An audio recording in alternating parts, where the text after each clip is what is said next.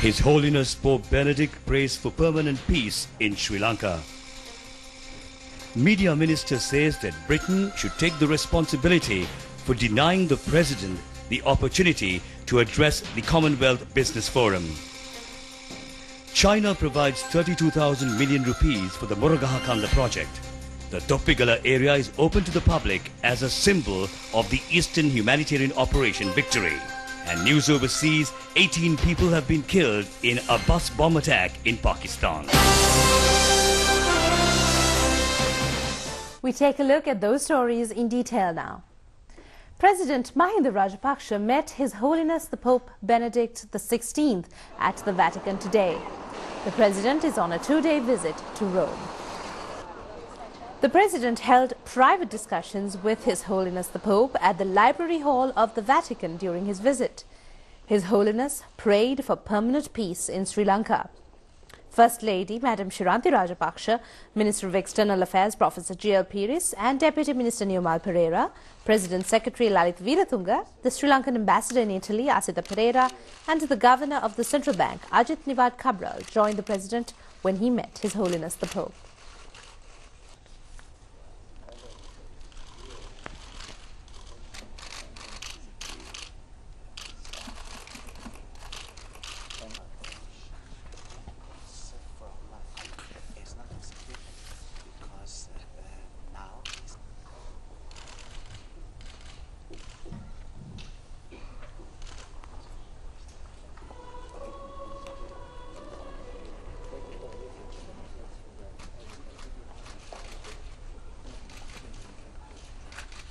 And the Minister of Mass Media and Information, Kehelia Rambukvela, has emphasized that cancellation of the address scheduled to be delivered by President Mahinda Rajapaksa at the Commonwealth Business Forum cannot be interpreted as a failure of President's British visit. The address was cancelled by the Commonwealth Business Forum due to the pressure exerted by the pro-Tiger terrorists. The Minister made these comments in response to a question raised by the opposition in Parliament yesterday. Minister Lakshman Kirayala said that a motion was submitted to the Speaker at the time of the adjournment of Parliament. In the motion, he had mentioned about the country and had not mentioned about any person nor any title. Meanwhile, Speaker Chamal Rajapaksa said that he has given a ruling on that. And he said, according to his opinion, it was a matter of national importance and it was not allowed. President Mahinda Rajapaksa was an invitee of the British government. So was the other. It was not only him, there were other three speakers. He was one of the speakers among the four speakers in this particular forum. I suppose Mr. Kirayala should raise this issue against the British Parliament, or this must be discussed in the British Parliament, because LTT is a proscribed terrorist organization. He is just following the pattern of the UNP, which we witnessed long time ago, which we witnessed, right throughout this whole episode of terrorism, where they became the bootlickers of LTT. Still in local news, the Ministry of Health says that respiratory problems reported among the employees of the Angoda National Mental Health Institution was caused due to an infection of the AH1N1 virus. This virus, or rather this strain of the influenza virus, spread on a global epidemic level between the years 2009 and 2010. The Epidemic Control Unit and the Medical Research Institute carried out a special investigation on a group of the staff of the Angoda National Mental Health Institution. The director of the Epidemic Control Unit, Dr. Mrs. Paba Palihavadana, said that 4 people have been affected by the virus. She explained that the virus currently only causes seasonal influenza strains, and the main symptoms of this are fever and cold. On rare occasions, this could develop into pneumonia and more serious illness. The doctors say that children below 2 years of age, pregnant mothers, people over 65 years of age, and those who suffer from terminal illnesses are those facing the most danger of infection. The Ministry of Health has advised all hospitals on the steps to be taken to control the spread of the disease.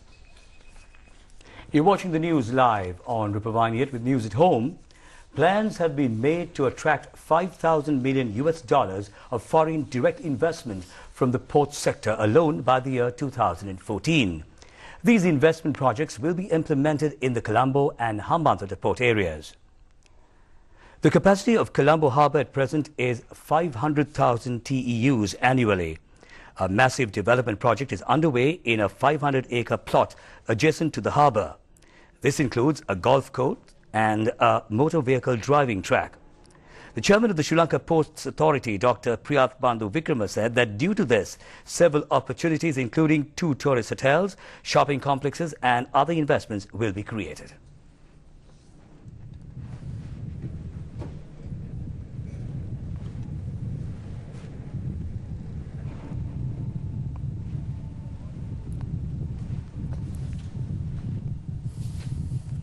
The chairman of the Sri Lanka Ports Authority, Dr. Priyath Bandhu Vikrama, said that the Colombo port has increased its handling capacity at a time when the global economy is collapsing, when there are problems at many ports in the world, and when many of the shipping companies are putting their shutters down throughout the world.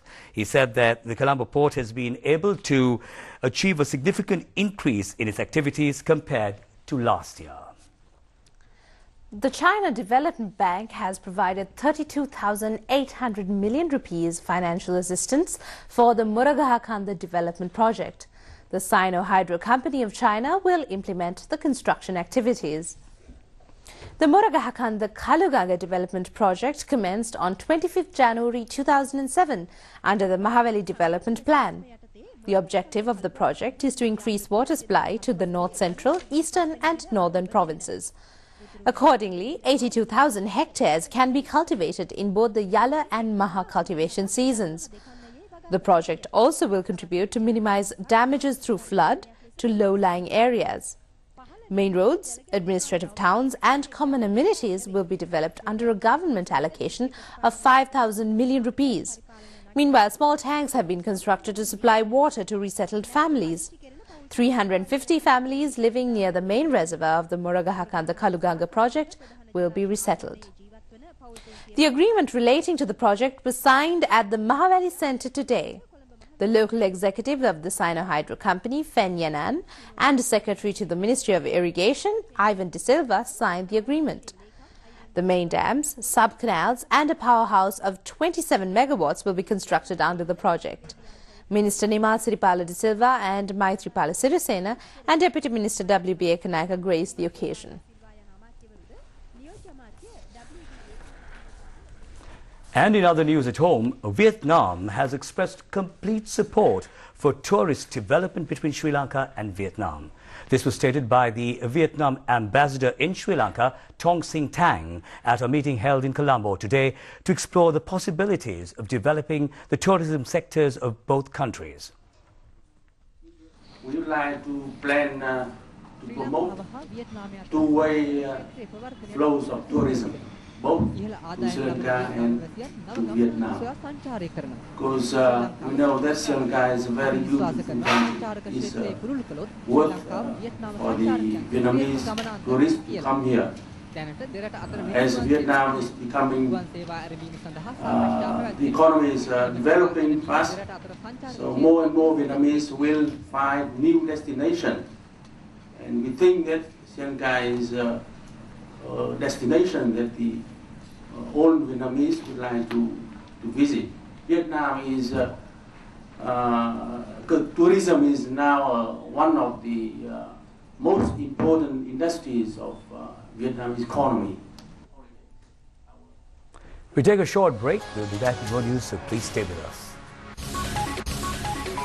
Welcome back. You're watching the news live on Rupavahini. We continue with news at home.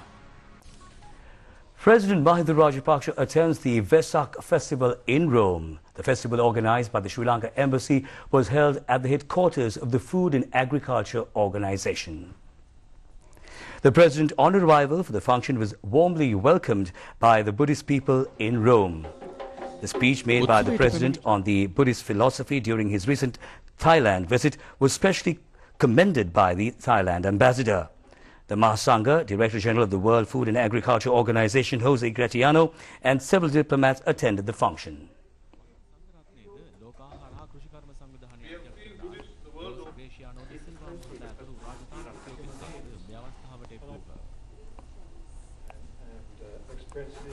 The President held a special discussion with the Director General of the World Food and Agriculture Organization, Jose Gratiano.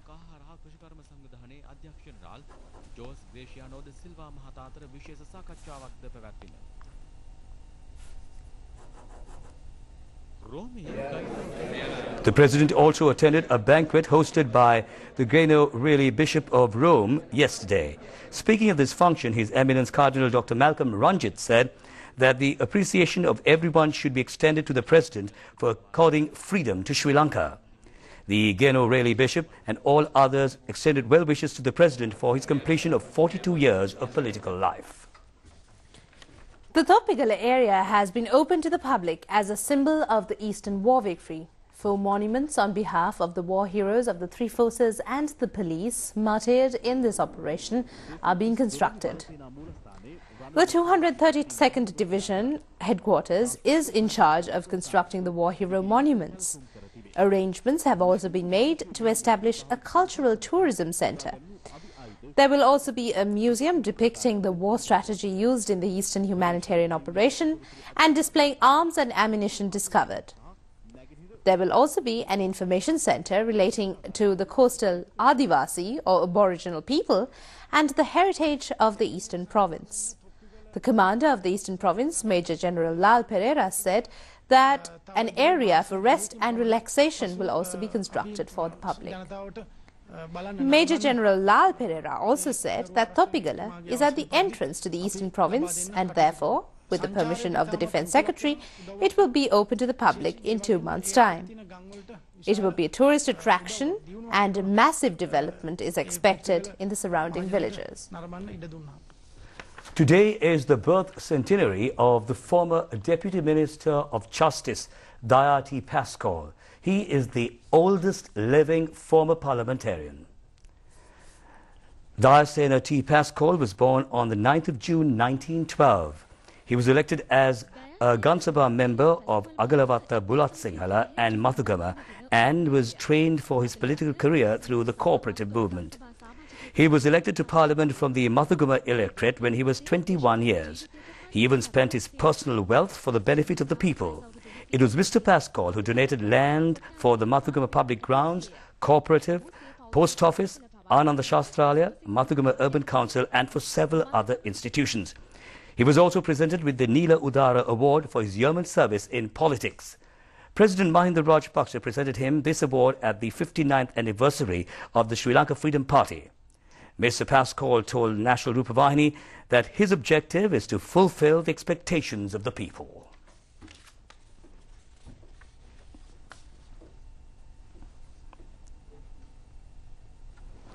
The World Ocean Day was commemorated in Colombo today under the theme From Ocean Resources to a Green World. The world's oceans are the environment richest in biodiversity. It is also a main factor in global economy. The oceans cover 78% of the globe. Changes in oceanic environment contribute to climatic changes as well.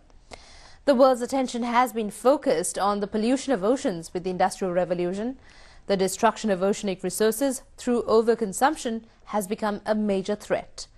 Uncontrolled and excessive fishing, destructive fishing methods, fuel spills, expansion of aggressive life forms and hazardous tourism have contributed to the pollution of the oceans.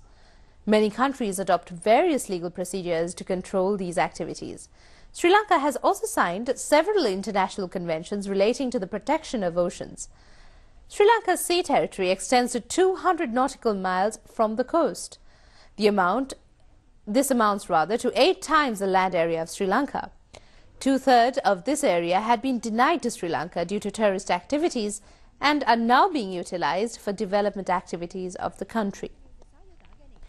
Minister Dr. Rajitha Senaratne, addressing the World Ocean Day commemoration function, said that Sri Lanka will obtain many benefits from oceanic resources in the future. The official website of the Oceanic Environment Conservation Authority was also launched today. Awards, prizes and certificates for winners of the quiz contest held in this connection was also distributed today. Minister Anura Priyadarshana Yapa, addressing the function, said that the people's assistance is needed for protecting aquatic resources. Secretary to the Ministry of Environment, PMUD Basnayaka, Chairman of the Oceanic Environment Conservation Authority, RS Arya Peruma, also attended the function. And an Australian education report points out that the severe adverse effects have confronted the biodiversity of developing countries, including Sri Lanka, with the increase of export demands. The relevant environmental scientists state that this effect has increased in countries of biodiversity like Madagascar, Papua New Guinea and Sri Lanka. The results of the study has been disclosed in the new edition of the reputed magazine, The Nature. Researchers have studied about 15,000 products of 187 countries. The scientists of the Sydney University said that it took 5 years to investigate about global economy and the supply networks.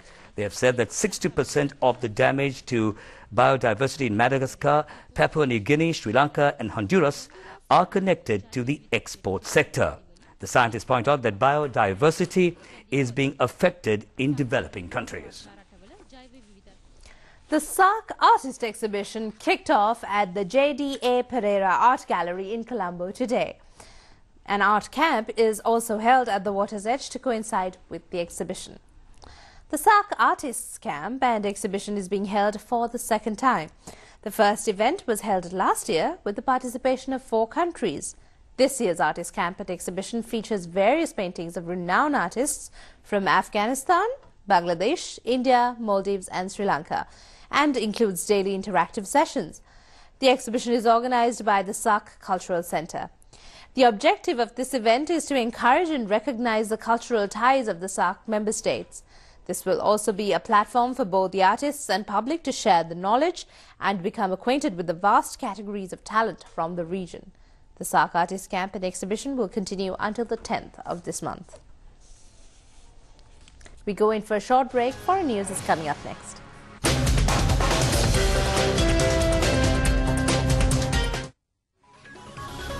Welcome back. You're watching the news live on Rupavahini, and we now move on to news overseas. 18 people have been killed and 34 injured in a bus bomb attack in northwest Pakistan. It is reported that the bomb had been blasted targeting a bus that was transporting employees to the city of Peshawar. Eyewitnesses state that the blast occurred before the bus reached the city.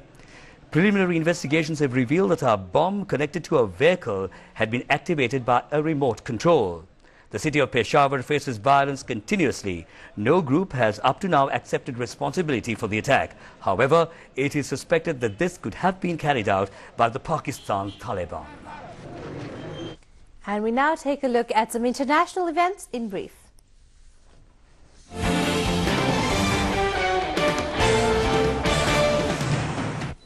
Students of the University of Montreal, Canada, have staged demonstrations against the increase of university fees. The students clashed with police, and it is reported that the protests have spread up to New York in the USA. The Australian government is preparing to lift sanctions against Myanmar. It has also decided to double the assistance being provided to the country. This was announced by the Australian Foreign Minister during his visit to Myanmar. Many people still remember the use of an octopus to predict results during the last Football World Cup. The predictions about the 2012 European Football Tournament are being made in Singapore by an arowana fish. Popular singer Madonna has begun a tour of Turkey. She staged her first show before several thousand spectators.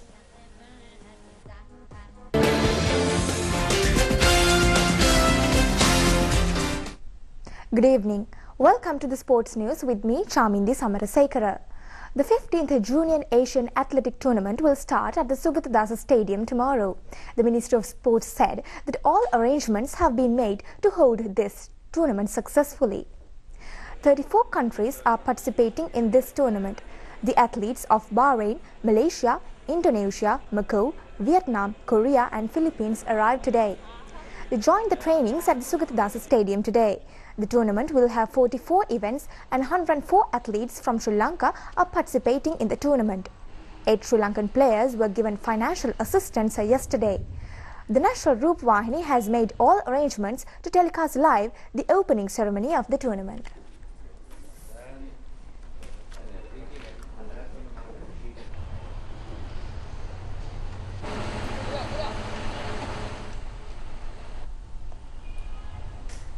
So along with Shamindi, Nipuni, this is Faisal Wong. So thanking you for being with us. We'll have more news for you tomorrow night at the same time. And have a wonderful day tomorrow.